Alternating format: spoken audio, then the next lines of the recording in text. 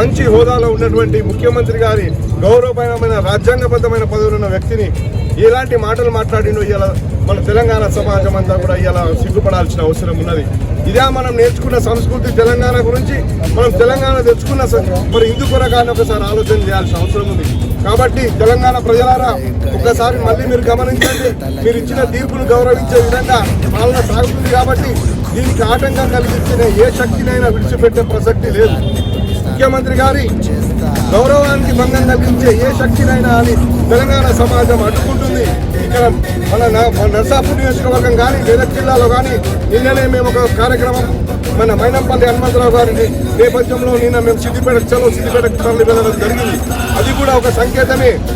ఈ జిల్లాలో జరిగినటువంటి అరాచకాలన్నింటికీ చరమగీతం పాడే దిశలో మీకు తెలిసి ఇక్కడ ఉన్న సంపదనంతా ఇక్కడ ఉన్న ఆఫీసులన్నీ ఇక్కడికి రావాల్సిన నిధులన్నీ కూడా సిద్దిపేట పోయిన ఇక్కడ ప్రజలందరూ కూడా చూసింది. ఇక్కడ పనిచేసినటువంటి మంత్రి హరీష్ రావు గారు ఇక్కడి వ్యవస్థను ఎంత నిర్వీర్యం చేసిండు, ఇక్కడి రాజకీయ వ్యవస్థను ఎంత నిర్వీర్యం చేసిండు.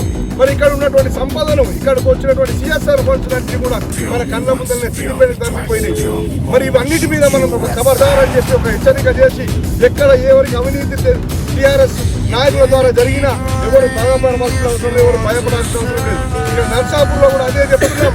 ఈ రాబందులు ఈ ఆంబోతులు మళ్ళీ అదే విధంగా ప్రయత్నం చేస్తే ఎవరు భయపడాల్సిన అవసరం లేదు.